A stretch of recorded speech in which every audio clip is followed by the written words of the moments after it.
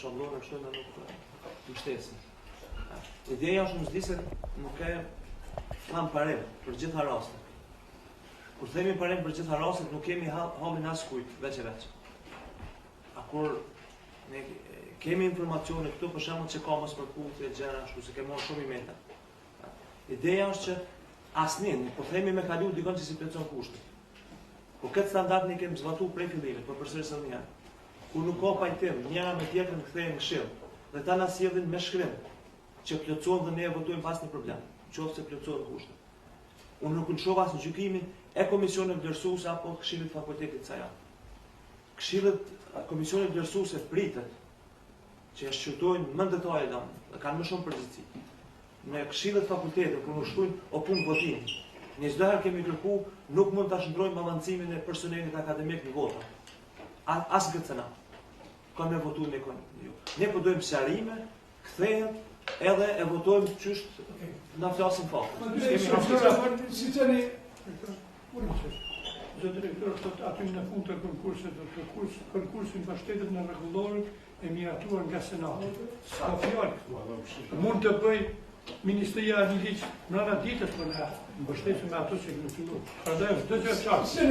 Gjëra që më kanë ndihmuar ta më rikujtuar dhe më falendroj na kemi kaluar situata më të vështira, në konkurs 70% i kemi ndarë. Mendoj që jemi ka fundi, kemi zbatu kriteret një për gjithë, do t'i zbatojmë dhe po ju garantojmë me jetë se askush nuk ka mu damtu. E kuptoj se s'kemi mu gjithë dhe ju plotsu dëshirat, kishim me dashur ka profesor të mirë, shkencëtar të mirë, po shtojnë kriteret cilat i kemi vendosur, prandaj pa humbur kohën ja propozimin kush është që kanë profesoresha Zulfia Undozi të kthehet në rishërtim në këshillit fakultetit. A ka kundër? Një abstenim?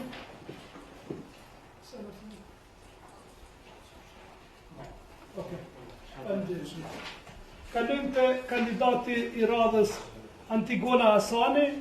Në këtë rast të 3 propozimet janë për profesor i asociuar, dëshiron dikush fjalën? Kush është që Antigona Hasani të avancohet në profesor të asociuar? A ka kundër? Abstenim? 20. Valdetet Topqiu, edhe në këtë rast të 3 propozimet janë për profesor i asociuar, dëshiron dikush fjalën? Kush është që Valdetet Topqiu të avancohet në profesor të asociuar? A ka kundër? Abstenim? 20.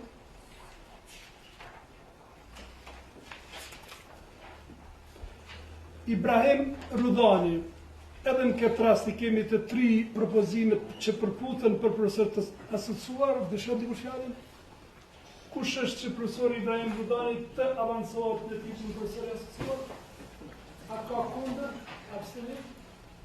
20.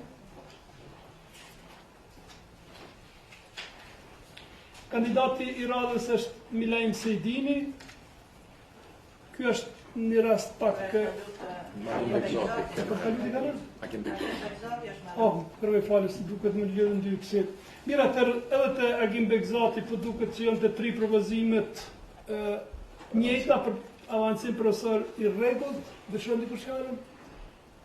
Kush është që Agim Bekzati të avancohet të tirin profesor i rregullt? A ka kundër? Abstenim? Kalojmë te kandidati i radhës Milajm Sejdini. Kjo është pak rast karakteristik, në këtë rast i kemi të 2 propozimet edhe të Komisionit Vlerësues të Këshillit Fakultetit për profesor të rregullt.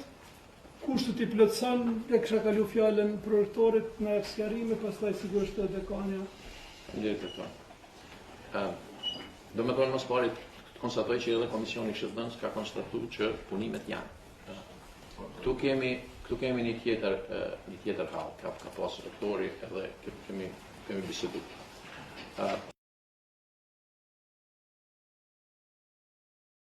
Në këshillin tonë të etikës. Ndryshimin e autorit në një punim që ka dërgu pa miratimin e marrëveshjen me bashkëautorin, që doni, edhe recenzuar më parë. Këshilli i etikës në fund ka thënë diçka të llojit, tash përmend që po e citoj, matutje duhet merren organet e rendit, do thotë aty ka mbet.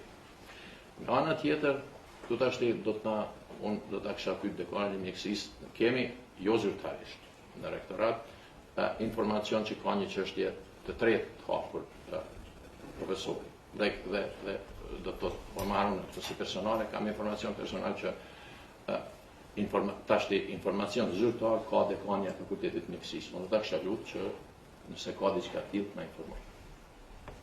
Demerisht do të them se profesor Milen Sejini I plotson të gjitha kushtet formale për zgjedhje profesor të rregullt.